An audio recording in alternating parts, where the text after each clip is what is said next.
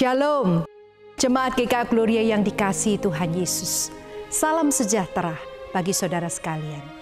Kami menyambut Bapak Ibu saudara sekalian yang baru pertama kali beribadah melalui channel ini.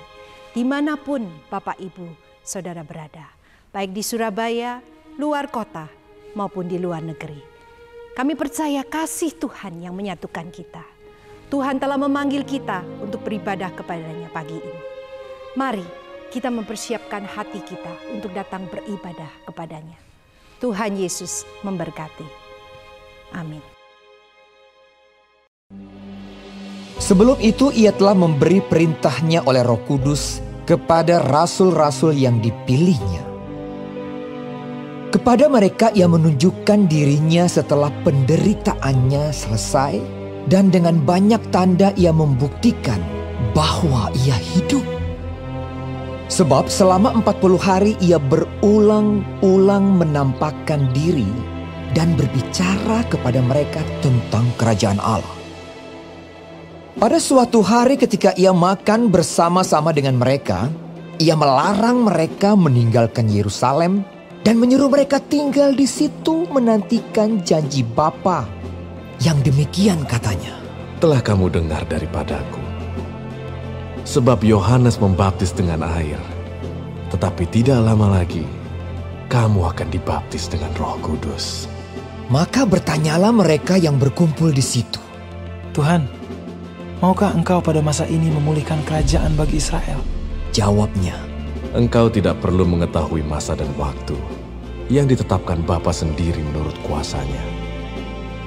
Tetapi kamu akan menerima kuasa kalau Roh Kudus turun ke atas kamu, dan kamu akan menjadi saksiku di Yerusalem dan di seluruh Yudea dan Samaria dan sampai ke ujung bumi."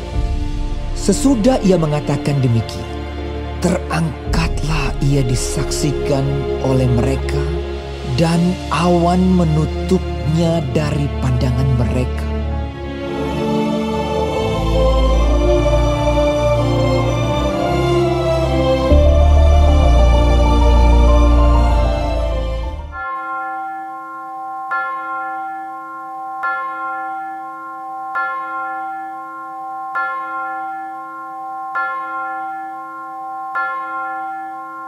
Selamat pagi jemaat sekalian.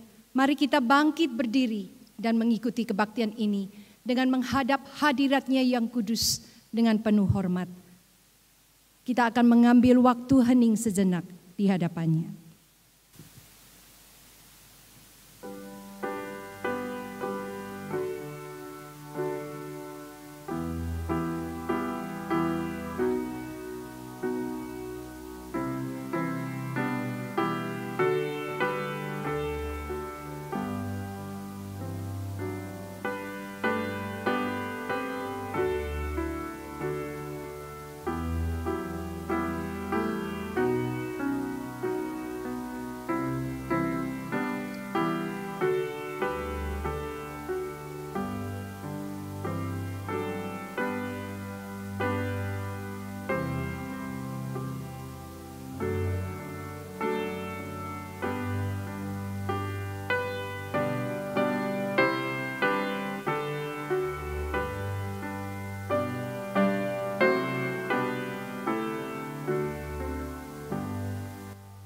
Pertolongan kita adalah dalam nama Tuhan Allah yang menjadikan langit bumi.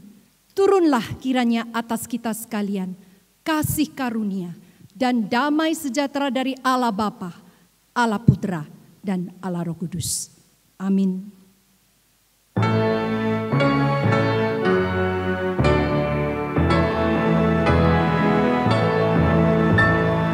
Hormat diberi bagi Bapa, Anak, dan Roh Kudus, dari mula sampai sekarang dan seterusnya,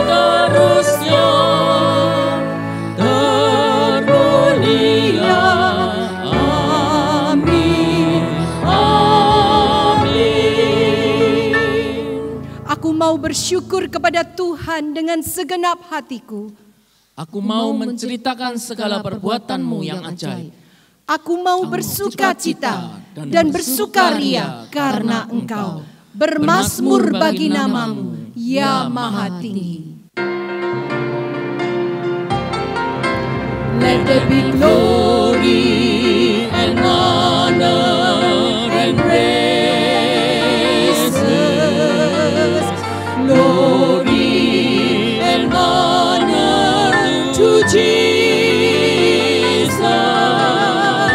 Glory and honor. Glory and honor to Him. Segala puji dan hormat, Segala puji dan hormat dan kuasa, puji hormat bagi Yesus, puji dan hormat, puji hormat bagi Dia. puji hormat bagi Dia.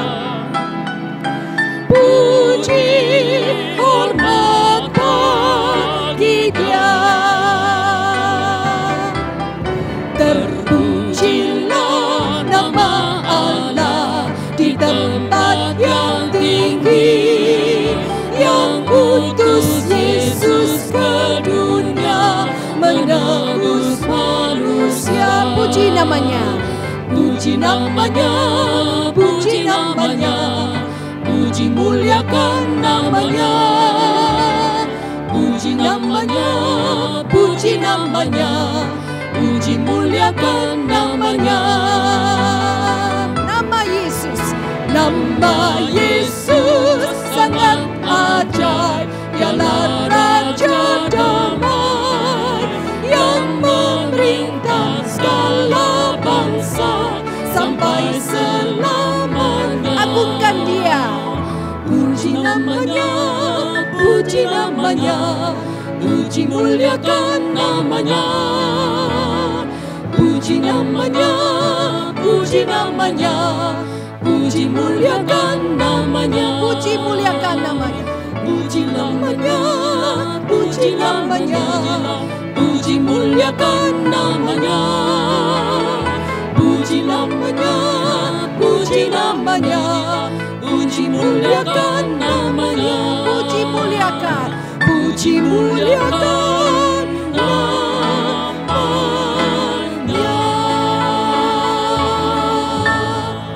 Mari kita masuk ke dalam doa. Ya Tuhan, kami bersyukur karena Engkau adalah Allah yang bertahta di dalam kerajaan surga. Engkau layak menerima puji dan puja kami. Karya-Mu begitu sempurna ya Tuhan.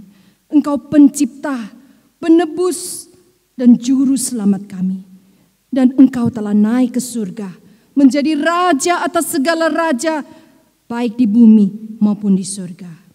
Ya Tuhan, siapakah kami? Kami menyadari bahwa kami adalah manusia yang terbatas, sedangkan Engkau adalah Tuhan yang tak terbatas.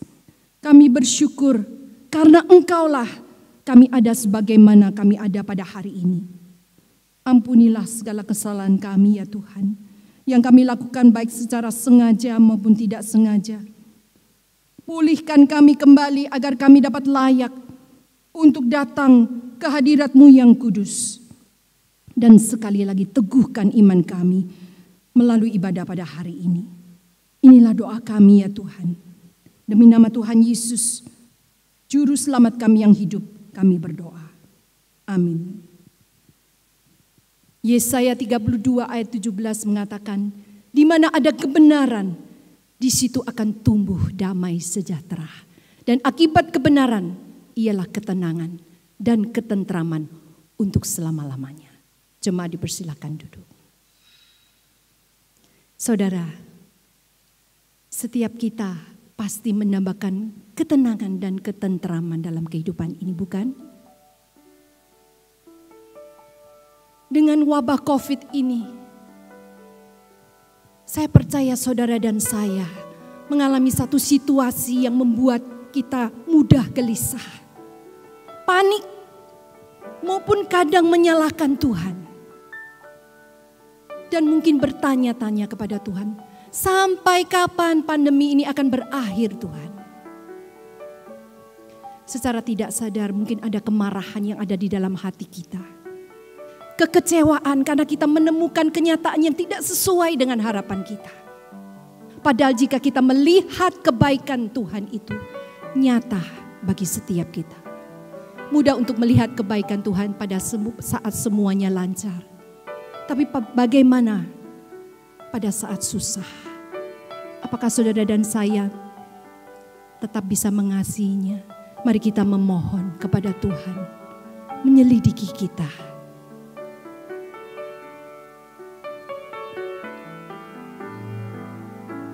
Selidiki aku, lihat hatiku, apakah ku sungguh mengasihimu Yesus, Kau yang Maha Tahu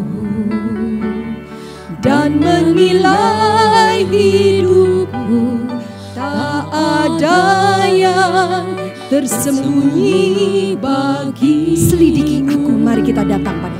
Selidiki aku, lihat hatiku Tuhan, lihat hatiku, apakah ku sungguh mengasihimu Yesus, Kau yang Maha Tahu dan menilai hidupku, tak ada yang tersembunyi bagimu. Telah kulihat kebaikan-Mu yang tak pernah habis di hidupku. Ku berjuang sampai akhirnya Kau dapati aku tetap setia. Musik tetap memainkan lagu ini, marilah kita tenang di hadapan Tuhan. Saudara, dunia boleh berubah, tetapi Tuhan tidak pernah berubah. Bagaimana dengan hati saudara dengan saya? Apakah kita juga berubah? Meragukan Tuhan?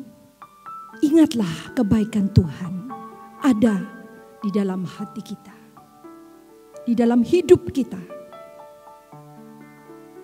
Berdoalah, memohonlah, jikalau ada keluh kesah, segala permohonan yang terdalam hanya kepada Tuhan. Biarlah Tuhan yang memulihkan saudara dan saya. Belajarlah mengucap syukur. Janganlah kita terus bersungut-sungut di hadapan Tuhan. Tetapi biarlah kita mengatakan, telah kulihat Tuhan nyata. Telah kulihat kebaikannya. Telah kulihat kebaikan-Mu yang tak pernah habis di hidupku. Ku berjuang sampai akhirnya Kau dapati aku tetap. Sambil bangkit berdiri kita nyanyikan sekali lagi. Telah kulihat kebaikan-Mu yang tak pernah habis di hidup. Akuilah Dia. Ku berjuang sampai akhirnya Kau dapati aku tetap setia.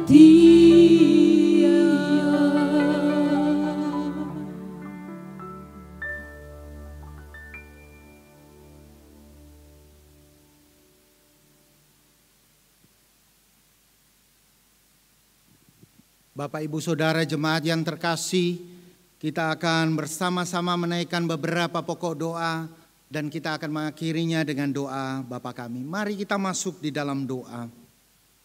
Bapa yang bertata di dalam kerajaan surga, kami mengucap syukur oleh karena anugerah dan pertolongan Tuhan yang selalu nyata di dalam kehidupan kami.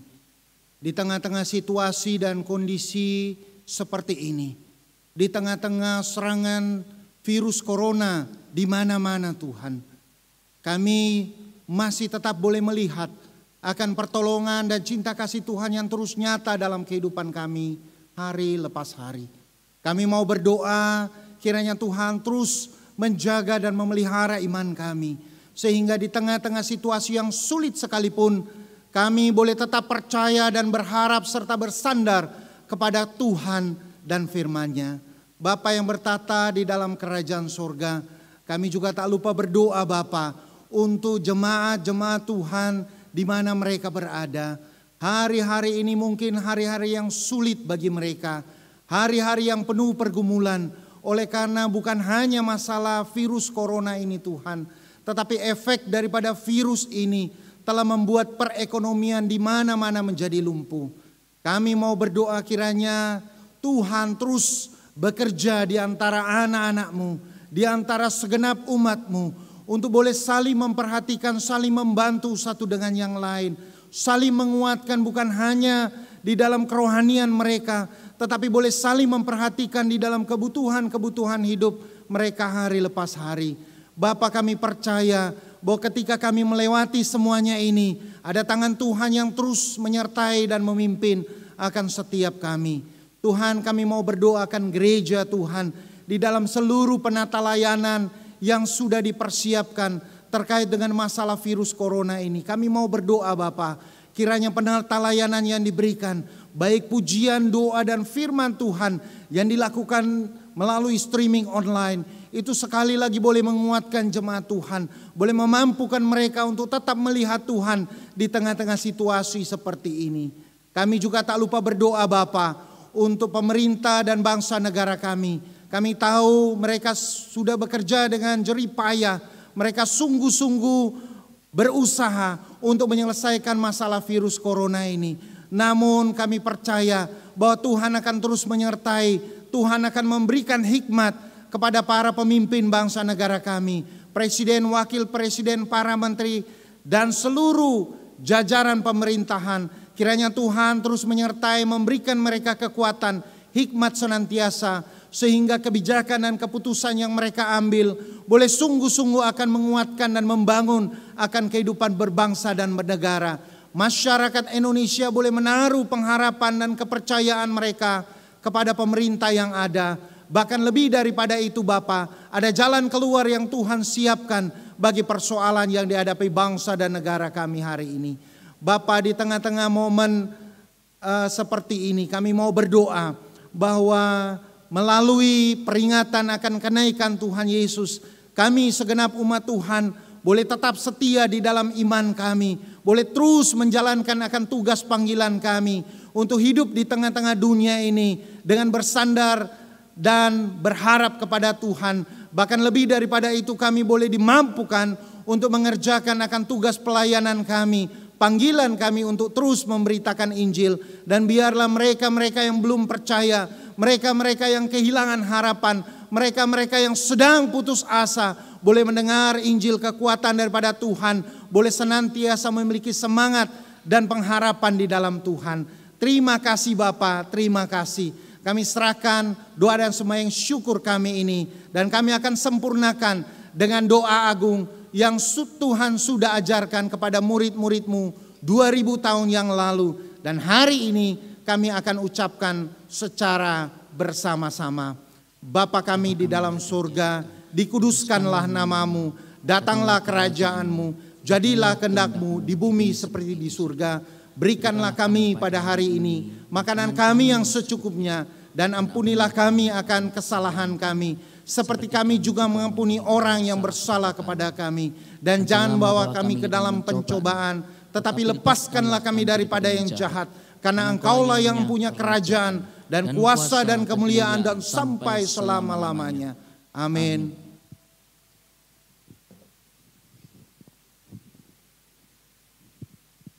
Dengan tetap berdiri bersama gereja Tuhan, mari kita mengikrarkan pengakuan iman rasuli. Aku percaya kepada Allah, Bapa yang Maha Kuasa, Khalik langit dan bumi, dan kepada Yesus Kristus, Anak-Nya yang tunggal, Tuhan kita, yang dikandung daripada Roh Kudus, lahir dari anak darah Maria, yang menderita sengsara di bawah pemerintahan Pontius Pilatus, disalibkan, mati dan dikuburkan, turun dalam kerajaan maut.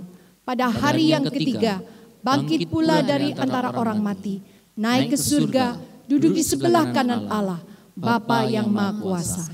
Dan dari sana Ia akan datang untuk menghakimi orang yang hidup dan yang mati. Aku percaya kepada Roh Kudus, gereja yang kudus dan am, persekutuan orang kudus, pengampunan dosa, kebangkitan tubuh, dan hidup yang kekal. Amin. Jemaat dipersilahkan duduk.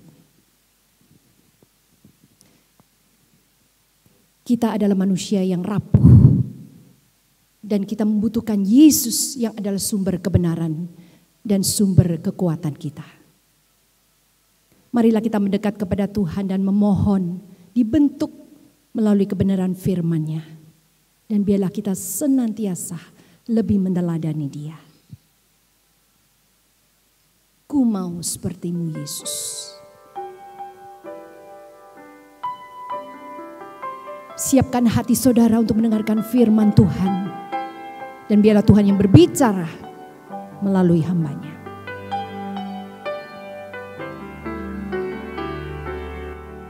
Bagaikan bencana siap dibentuk, demikian hidupku di tangan-Mu.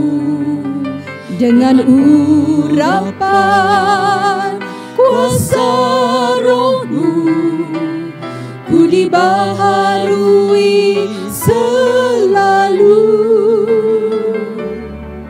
Jadikanku Allah dalam rumah-Mu, inilah hidupku di tangan-Mu. Bentuklah seturut kehendak-Mu, pakailah sesuai rencana-Mu. Ku mau seperti-Mu Yesus. Ku mau seperti-Mu Yesus, disempurnakan selalu dalam segenap jalanku, memuliakan nama-Mu, memuliakan nama-Mu. Memuliakan nama-Mu, memuliakan nama-Mu, memuliakan nama-Mu.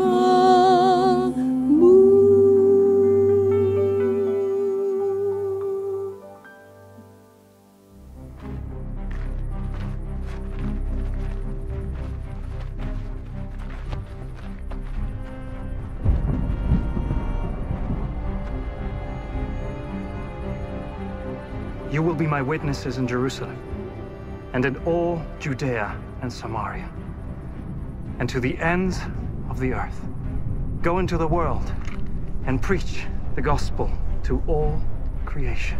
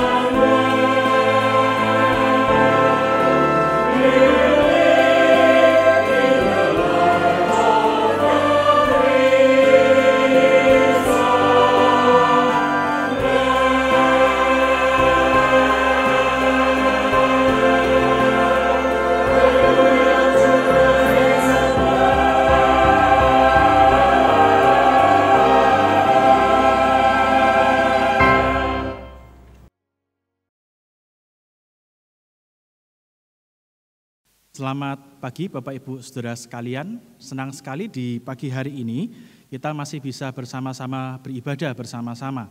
Meskipun kita tidak bisa beribadah di dalam satu lokasi yang sama, tapi saya percaya bahwa itu tidak menghalangi Tuhan bekerja dan juga menjumpai setiap kita secara pribadi. Mari pagi hari ini sebelum kita bersama-sama merenungkan kebenaran firman Tuhan, kita mau bersama-sama berdoa, mohon anugerah dan juga kekuatan Tuhan bagi setiap kita. Mari kita berdoa. Bapa di surga, kami bersyukur untuk pagi ini. Tuhan memberi kami kesempatan, kami boleh bersama-sama memuji, memuliakan Tuhan, bahkan kembali bersama-sama merenungkan kebenaran firman Tuhan. Tuhan tolong setiap kami di dalam pemberitaan firman ini, baik hamba-Mu yang menyampaikan maupun juga setiap kami yang mendengar dimanapun kami berada. Kiranya pemberitaan firman ini boleh menjadi kesempatan, kami boleh kembali mengalami perjumpaan dengan Engkau. Bahkan kami berdoa supaya pemberitaan firman ini boleh sungguh-sungguh membawa kemuliaan bagi nama Tuhan. Menyerahkan waktu ini ke dalam tangan Tuhan, pimpin setiap kami. Di dalam nama Tuhan Yesus kami berdoa dan bersyukur. Amin. Bapak Ibu Saudara sekalian, berbicara mengenai kenaikan Kristus ke surga, tentu tidak bisa dipisahkan dari kedatangannya yang kedua kali. Gereja sejak semula Bapak Ibu percaya bahwa Kristus yang naik ke surga itu dan yang sekarang bertahta di sebelah kanan Allah Bapa adalah Kristus yang sama yang nantinya akan kembali ke dunia untuk menghakimi dunia dan juga untuk merestorasi keadaan dunia. Dunia yang rusak ini akan dibuat lebih indah dari sebelumnya. Nah Bapak Ibu, kalau Bapak Ibu membaca perjanjian baru, Bapak Ibu akan menemukan bahwa ide ini, pemikiran ini bisa ditemukan di dalam banyak bagian perjanjian baru. Misalnya Bapak Ibu di dalam Kisah Rasul pasal yang pertama, ayat yang ke-9 sampai yang ke-11, ketika Tuhan Yesus naik ke surga, tiba-tiba ada dua malaikat yang berkata kepada para murid bahwa Yesus yang naik ke surga itu suatu hari akan kembali ke bumi dengan cara yang sama. Kemudian di dalam 1 Tesalonika 4, di sana ketika Paulus bicara soal orang-orang yang meninggal, dia juga menyinggung bahwa nanti akan ada waktunya Kristus akan datang kembali di awan-awan. Kemudian di dalam 1 Korintus 16 ayat yang ke-22, di sana Paulus itu menggemakan pengakuan iman Kristen mula-mula. Maranatha, Tuhan datanglah.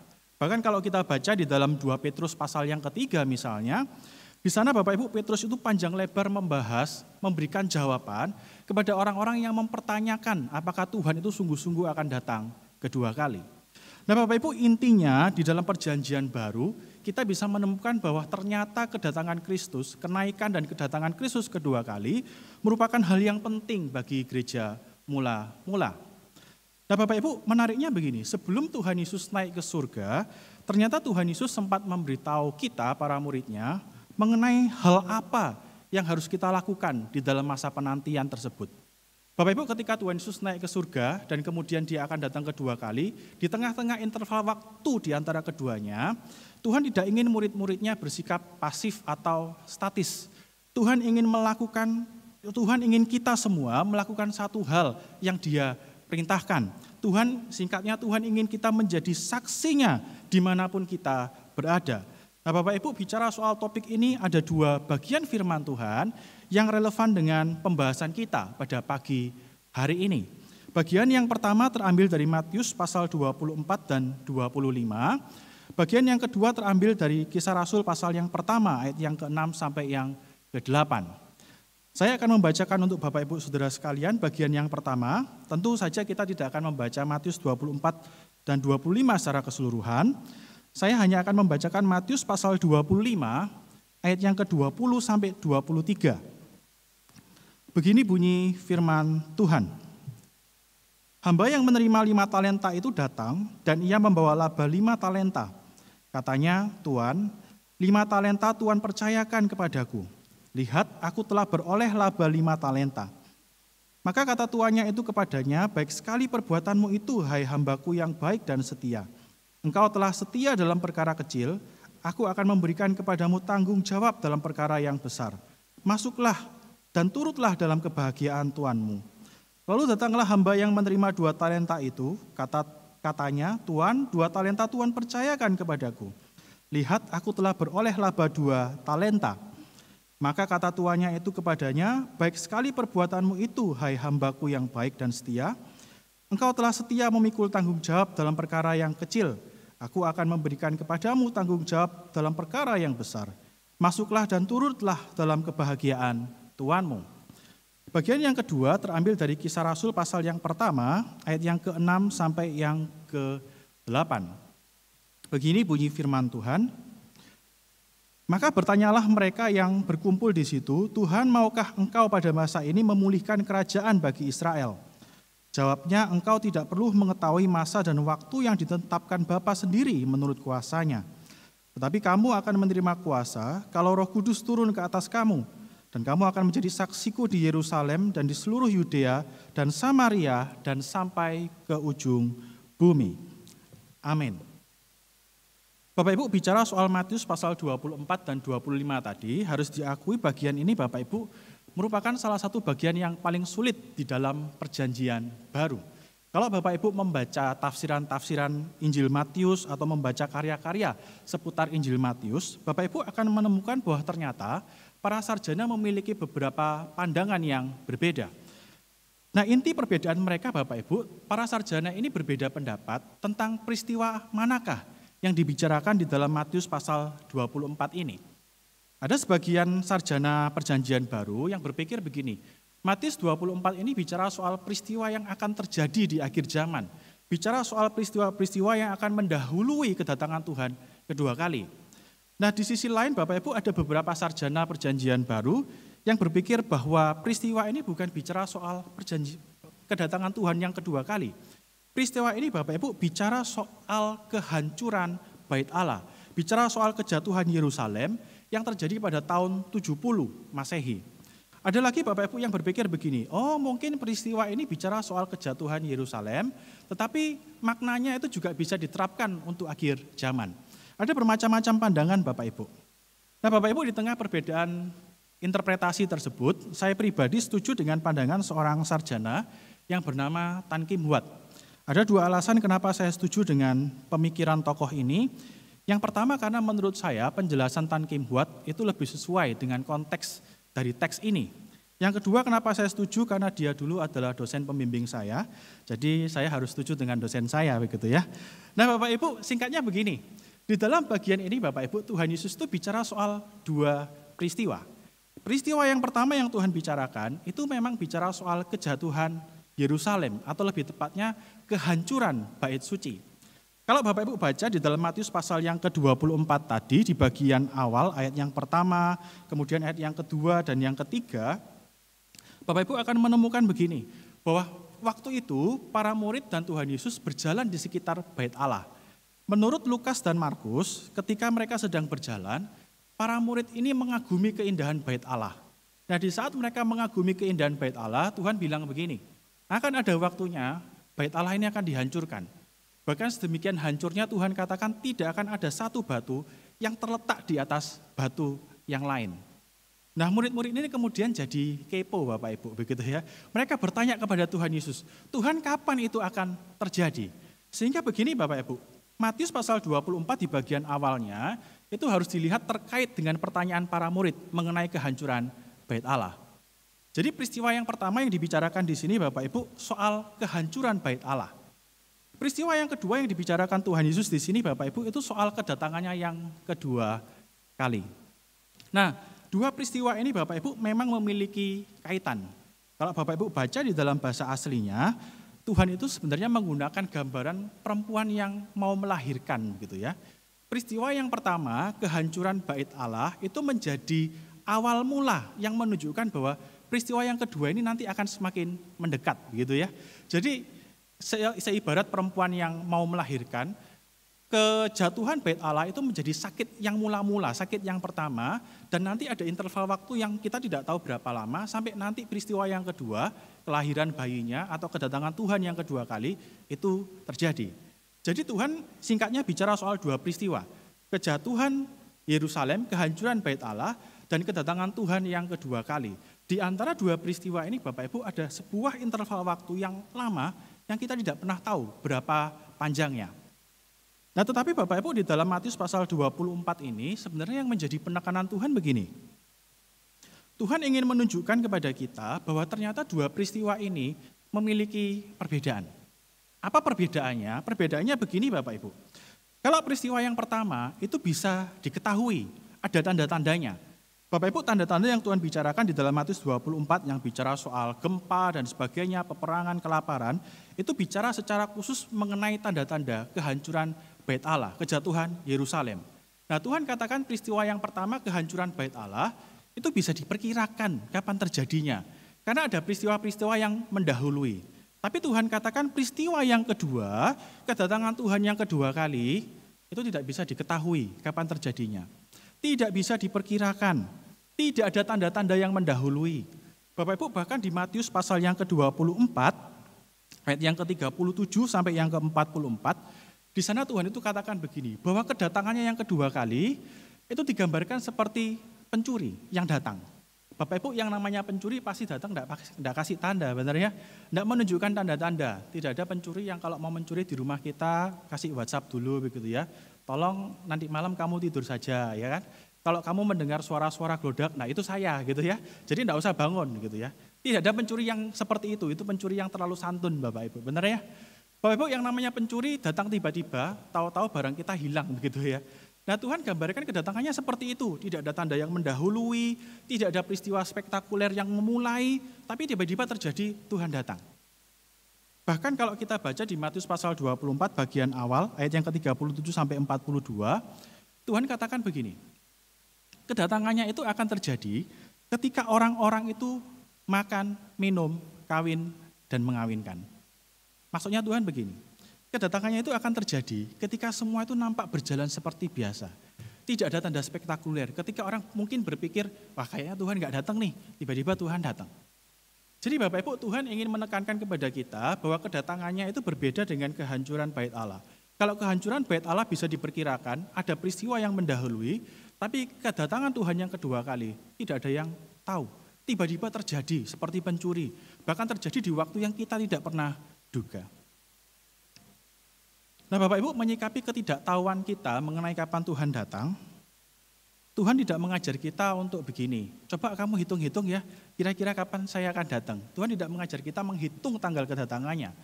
Tuhan juga tidak mengajar kita Bapak Ibu untuk melihat tanda-tanda zaman. Tuhan tidak bilang begini, nanti kalau ada lembu lahir warnanya merah, nah itu mungkin Tuhan mau datang begitu ya. Atau kalau misalnya ada ikan, ada tulisan nama Stefanus begitu ya. Nah itu mungkin tanda Tuhan mau datang. Tuhan tidak pernah bicara seperti itu Bapak Ibu. Yang Tuhan ajarkan begini, respon terbaik dalam ketidaktahuan kita kapan Tuhan akan datang, itu cuma satu, berjaga-jaga. Kalau Bapak Ibu baca, Tuhan berulang kali mengatakan berjaga-jaga, berjaga-jaga, berjaga-jaga. Karena Tuhan tahu ini respon yang paling baik yang bisa kita lakukan, menanti kedatangan Tuhan yang kedua kali. Tapi apa maksudnya berjaga-jaga?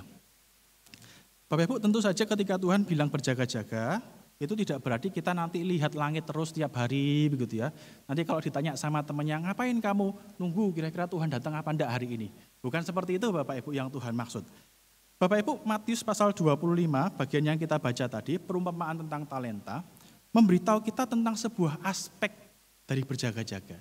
Singkatnya begini Bapak Ibu, salah satu bentuk, salah satu wujud kita berjaga-jaga, itu adalah dengan mengerjakan tanggung jawab yang Tuhan percayakan kepada kita. Di dalam perumpamaan tentang talenta, di sana Tuhan digambarkan sebagai seorang tuan yang pergi jauh. Nah sebelum tuan ini pergi jauh, tuan ini mempercayakan kepada para hambanya talenta. Ini bicara soal tanggung jawab. Nah ketika Tuhan itu datang, Tuhan itu akan menuntut dari setiap hambanya apa yang mereka kerjakan dengan talenta tersebut. Nah Bapak Ibu, sama seperti itu, Tuhan sebelum dia naik, dia memberikan tanggung jawab kepada setiap kita. Dan nanti ketika Tuhan datang, Tuhan akan tuntut dari setiap kita, apakah kita sudah mengerjakan tanggung jawab kita dengan baik. Nah Bapak Ibu, tanggung jawab di sini memang bisa bicara banyak hal, tapi dalam suasana ibadah kenaikan ini, ada satu tanggung jawab penting yang saya rasa kita sangat-sangat perlu pikirkan, yaitu menjadi saksi Kristus. Bapak Ibu, di dalam Kisah Rasul pasal yang pertama, yang tadi kita baca, murid-murid itu bertanya kepada Tuhan mengenai kapan Tuhan akan memulihkan Israel. Beberapa orang berpikir pertanyaannya ini salah begitu ya. Tapi menurut saya pertanyaannya para murid, ini pertanyaan yang sangat wajar. Mereka sudah tahu nih bahwa Yesus ini adalah Mesias. Mereka sudah tahu bahwa Yesus yang mati, Yesus bangkit, ini benar-benar Mesias. Nah di dalam perjanjian lama Bapak Ibu bisa menemukan begini, ketika Mesias datang, maka Tuhan itu akan memulai pemulihan Israel. Tuhan bahkan akan memulihkan keadaan dunia. Nah murid-murid yang sudah tahu, oh Mesiasnya sudah datang gitu ya, otomatis secara wajar akan bertanya, Tuhan, kapan Engkau akan memulai pemulihan atas Israel? Pertanyaan para murid sebenarnya merupakan pertanyaan yang sangat bisa dipahami. Menariknya Tuhan Yesus tidak memberikan jawaban kepada mereka. Tuhan bilang begini kepada mereka, kapan waktunya Tuhan akan memulihkan Israel, itu bukan urusan mereka. Mereka tidak perlu pusing kapan Tuhan akan memulai restorasi atas Israel, bahkan atas seluruh dunia. Yang harus mereka pusingkan, yang harus mereka pikirkan dan mereka harus kerjakan, Tuhan katakan cuma satu, menjadi saksinya Tuhan. Bapak Ibu, saksi di sini itu bicara soal orang yang sudah melihat peristiwa dan menceritakan peristiwa itu kepada orang lain. Sehingga kita bisa pahami begini, ketika Tuhan bicara soal menjadi saksinya Yesus, maka Tuhan itu menginginkan para muridnya itu begini, menceritakan tentang siapa sih Yesus itu dan apa yang sudah dia lakukan untuk dunia ini. Nah Bapak Ibu, bahkan kalau dibaca dalam terang kenaikan Tuhan ke surga, Tuhan itu seolah berkata begini kepada para muridnya, sebentar lagi aku akan naik ke surga. Dan karena aku naik ke surga, orang tidak bisa melihat Yesus. Orang tidak bisa melihat, tidak bisa merasakan kehadiran Yesus. Nah di tengah ketidakbisaan orang melihat dan merasakan kehadiran Yesus, nah Tuhan menuntut kita para muridnya untuk menunjukkan Yesus yang tidak terlihat itu kepada dunia. Dengan kata lain Bapak Ibu, menjadi saksi itu berarti begini, menunjukkan Yesus yang tidak terlihat itu kepada dunia. Lewat apa? Lewat perkataanmu, lewat perbuatanmu, lewat kasihmu. Bapak Ibu, nasihat ini menjadi saksi ini menurut saya sangat perlu kita pikirkan. Khususnya di tengah-tengah situasi pandemi yang kita hadapi saat ini. Bapak Ibu, kita semua tahu dalam beberapa bulan terakhir kita semua bergumul dengan sebuah wabah yang terjadi secara global, yaitu wabah COVID-19. Kita semua bergumul. Dan harus diakui bahwa wabah ini benar-benar mengubah keadaan dunia. Wabah ini menggoncang kestabilan ekonomi, kestabilan sosial, mengubah banyak hal dari dunia. Nah Bapak Ibu, apa yang saya amati di tengah-tengah wabah ini, ternyata ada orang-orang Kristen yang memunculkan sikap-sikap yang menurut saya tidak tepat begitu ya. Ada orang-orang Kristen yang di dalam situasi ini Bapak Ibu justru memunculkan spekulasi teologis begitu ya. Ada orang-orang Kristen yang di dalam situasi ini mereka menafsirkan begini, oh wabah ini bentuk hukuman Tuhan nih, Tuhan lagi menghukum gitu ya. Entah yang dihukum itu manusia, karena manusia tidak bisa memelihara bumi dengan baik, atau Tuhan menghukum orang-orang yang tidak mengenal Tuhan, karena mereka mungkin sudah berbuat jahat kepada anak-anak Tuhan. Ada lagi Bapak Ibu yang menafsirkan wabah ini itu sebagai tanda bahwa Tuhan Yesus itu mau datang kedua kali begitu ya. Jadi Bapak Ibu, ada orang-orang Kristen di dalam situasi ini yang memunculkan beragam spekulasi teologis. Di sisi lain Bapak Ibu, ada orang-orang Kristen yang di dalam situasi yang tidak baik ini ternyata malah sibuk memikirkan kenyamanan dirinya sendiri, bahkan mungkin keuntungan dirinya sendiri. Ada orang-orang Kristen yang di dalam situasi ini Bapak Ibu menimbun barang untuk dipakai sendiri begitu ya, tidak peduli sama orang lain mau bisa makan atau tidak, yang penting gua selamat. Ada lagi orang-orang Kristen di dalam situasi ini yang menimbun barang, setelah ditimbun dijual lagi dengan harga yang lebih mahal. Bapak Ibu, menurut saya itu bukan sikap seorang saksi Kristus. Kita harus ingat di dalam situasi ini, kita ini saksinya. Tugas utama kita yang Tuhan ingin kerjakan itu menghadirkan Kristus kepada dunia Bapak Ibu. Karena itu Bapak Ibu, di dalam situasi pandemi ini seharusnya kita bukan waktunya kita menghadirkan spekulasi teologis, juga bukan waktunya kita cuman berpikir tentang diri kita sendiri. Bapak Ibu, ketimbang memunculkan spekulasi teologis, ketimbang mencari kesempatan dalam kesempitan, yang harusnya kita pikirkan hari ini, kita ini harus berpikir dengan keras, bagaimana caranya menghadirkan Kristus itu loh, kepada orang-orang di sekeliling kita.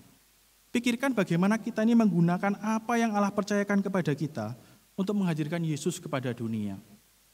Pikirkan Bapak Ibu bagaimana Yesus yang tidak terlihat itu bisa dilihat melalui kita, di dalam kita, melalui perkataan kita, perbuatan kita, dan juga kasih kita. Bapak Ibu, beberapa waktu yang lalu ada seorang sarjana yang menurut saya sangat baik begitu ya. Dia sarjana di sebuah sekolah di Amerika, dia ingatkan begini, namanya David De Silva, dia katakan begini Bapak Ibu, pada masa awal perkembangannya, kalau Bapak Ibu baca, ternyata kekristenan itu sebenarnya juga dilihat sebagai sebuah virus. Kalau Bapak Ibu baca tulisan-tulisan beberapa pemimpin Roma, abad yang kedua khususnya, Bapak Ibu akan menemukan bahwa ternyata mereka itu melihat kekristenan sebagai sebuah virus. Misalnya Bapak Ibu bisa baca tulisan seorang yang namanya Tacitus atau Pliny Muda, Pliny the Younger, yang hidup kira-kira tahun 110-an. Nah mereka itu menggambarkan kekristenan sebagai sebuah wabah yang harus ditumpas, yang harus dimusnahkan.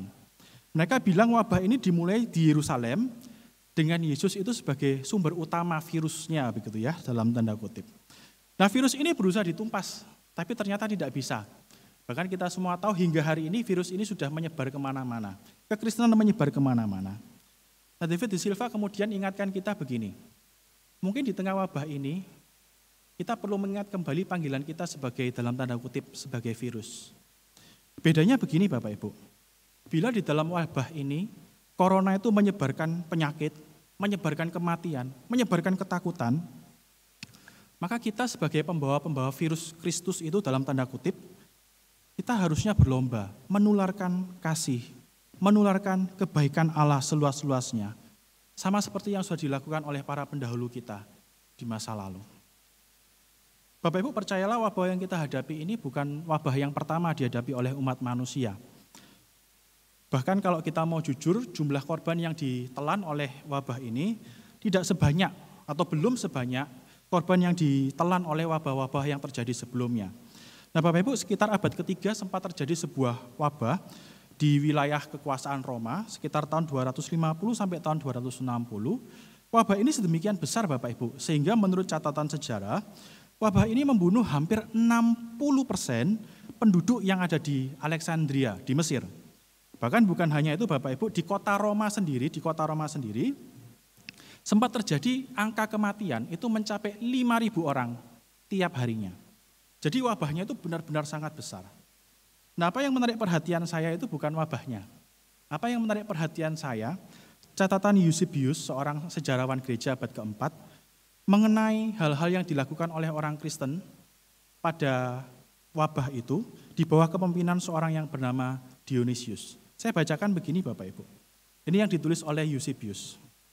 Sebagian besar saudara dan saudari kita, orang-orang Kristen itu, tidak putus-putusnya dalam kasih dan kebaikan mereka. Mereka bergandeng tangan satu sama lain dan mengunjungi orang sakit tanpa rasa takut. Mereka merawat orang-orang sakit itu dengan konstan dan melayani mereka di dalam Kristus.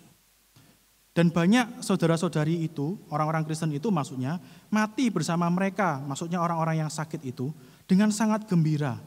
Mereka menanggung bersama penderitaan orang lain dan mendatangkan penyakit dari orang lain ke diri mereka sendiri dengan rela menerima rasa sakit mereka.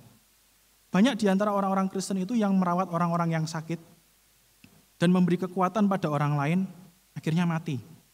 Tapi mereka memeluk kematian mereka sendiri sebagai harga untuk menunjukkan cinta, untuk menunjukkan kasih. Bentuk kematian ini melalui kesalehan yang besar dan juga keyakinan yang kuat yang ditunjukkannya, nampaknya sama sekali tidak kalah dengan kemartiran. Mereka mengambil tubuh orang-orang kudus di tangan mereka yang terbuka dan di dada mereka. Mereka membawa pergi tubuh orang-orang itu di pundak mereka dan meletakkannya, mempersiapkan tubuh mereka dengan pemandian dan pakaian. Dan segera setelahnya mereka yang telah menguburkan keluarga mereka di dalam Kristus menerima penguburan diri mereka sendiri. Tapi tidak demikian di antara orang-orang non-Kristen ini yang dicatat oleh Eusebius. Mereka meninggalkan orang-orang yang mulai sakit dan mengasingkan teman-teman yang mereka kasihi. Mereka membuang kerabat mereka ke jalan ketika mereka hanya setengah mati. Dan mereka meninggalkan orang mati tanpa dikubur, sama seperti sampah. Tapi untuk semua upaya mereka untuk melindungi diri dari kematian, untuk semua tindakan pencegahan mereka tidak dapat melarikan diri. Bapak Ibu, singkatnya Eusebius mengatakan begini, ketika wabah terjadi, ada perbedaan sikap di antara orang Kristen dan juga orang yang bukan Kristen.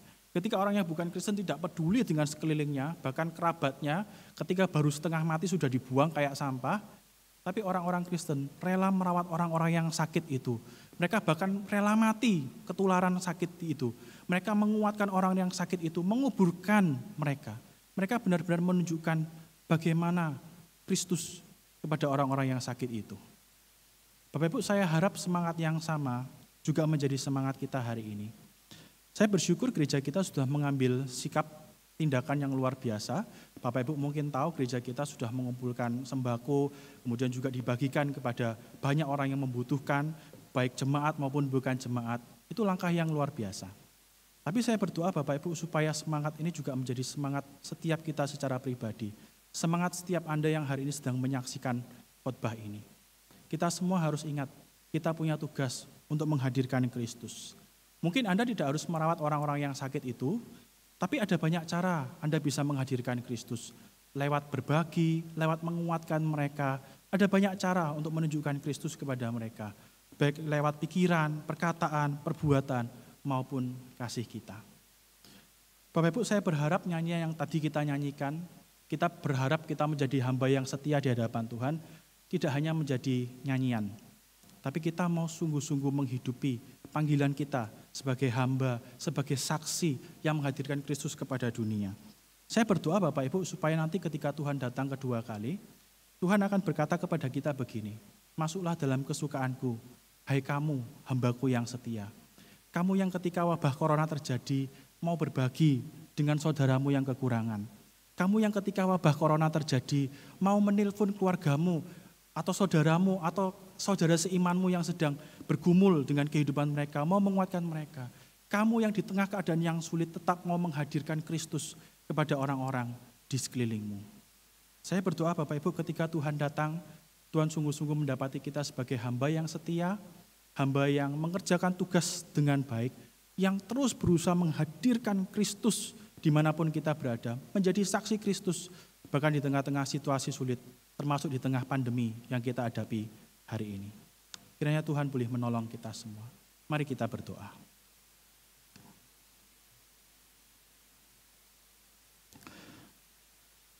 Tuhan, kami berdoa supaya kebenaran firman yang kami dengar tidak berlalu begitu saja, tapi sungguh-sungguh mengubah hati dan hidup kami. Kami sadar bahwa situasi yang kami hadapi sulit bagi semua orang, tapi tolong setiap kami, supaya di dalam masa ini kami tetap kreatif, kami memikirkan berbagai macam cara, agar hidup kami yang ringkih, hidup kami yang kecil ini, boleh menghadirkan Kristus kepada dunia. Hamba-Mu berhenti berbicara, tapi Roh Kudus kiranya terus bekerja di dalam hidup, di dalam diri setiap kami, dan memampukan kami menjadi pelaku-pelaku kebenaran firman Tuhan. Terpuji nama-Mu ya Bapa, dengar doa kami, di dalam nama Tuhan Yesus kami berdoa dan bersyukur. Amin. Tuhan memberkati. Seorang wanita yang bernama Kate Henke di usianya yang ke-30 mengidap penyakit yang serius. Tetapi hal itu tidak menyurutkan semangatnya untuk memberitakan kasih Tuhan kepada orang lain. Dalam masa pemulihannya yang cukup lama, dia menulis puisi dan akhirnya menjadi satu pujian yang akan kita nyanyikan bersama, yaitu Ku Suka Mengabarkan. Bagaimana dengan saudara dan saya? Kita dipanggil untuk menjadi saksi Kristus dimanapun kita berada. Biarlah kita memberikan diri kita dan memberikan persembahan yang terbaik di hadapan Tuhan. Mari kita memberikan persembahan dengan cara scan QRIS atau transfer ke rekening gereja masing-masing. Kiranya Tuhan memberkati persembahan kita.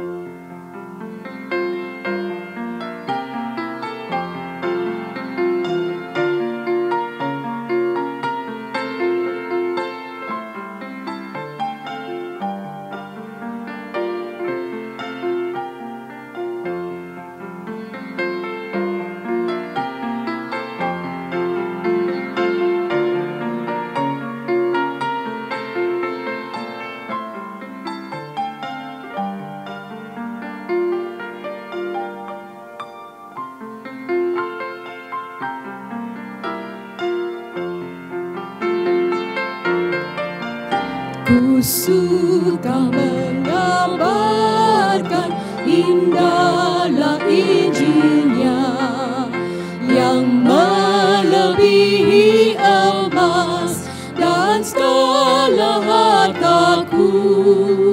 Ku suka mengabarkan tentang berkat Injil yang memberiku hidup, gemarkan hatiku. Ku suka mengabarkan Injil Tuhan yang mulia, kabarkan kasih Yesus dan keselamatannya. Mari kita bangkit berdiri, kita nyanyikan. Ku suka mengabarkan, semakin ku kabarkan pada umat semua, senang mendengarnya. Ku suka mengabarkan tentang Injil Tuhan pada yang belum dengarnya, tentang kasih Tuhan. Ku suka mengabarkan Injil Tuhan yang mulia, kabarkan kasih Yesus dan keselamatan. Kabarkan kasih Yesus, kabarkan kasih Yesus dan keselamatannya. Mari kita masuk dalam doa. Ya Tuhan, terima kasih atas segala yang telah Kau berikan kepada kami. Terima kasih bahwa Engkau telah memberikan pengharapan bagi setiap kami. Engkau telah naik ke surga dan Engkau telah mengutus kami untuk menjadi saksi-Mu. Ya Tuhan, ajar kami untuk menjadi saksi-Mu, mengemban tugas dan panggilan-Mu meski di tengah pandemik ini. Jangan biarkan kami pasif, tertegun, menerima keadaan dan tidak berbuat apa-apa. Tapi biarlah kami semakin rindu untuk mengabarkan tentang kasih-Mu dimanapun kami berada.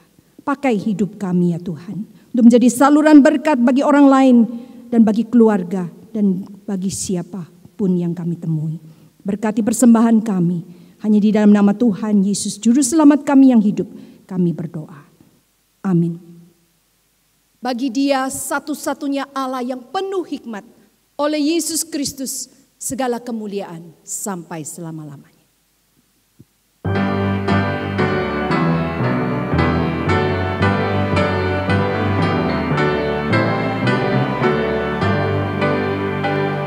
Puji Allah Bapa Putra, puji Allah Roh Kudus, ketiganya yang esa. Pohon selamat sumber berkat.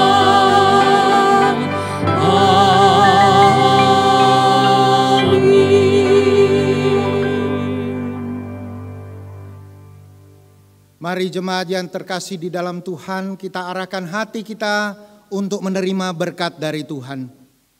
Kiranya damai sejahtera dari Allah Bapa, kasih yang melimpah-limpah dari Tuhan kita Yesus Kristus, penghiburan, kekuatan, serta tuntunan dari Allah Roh Kudus, senantiasa menyertai saudara sekalian, mulai dari hari ini sampai selama-lamanya. Amin.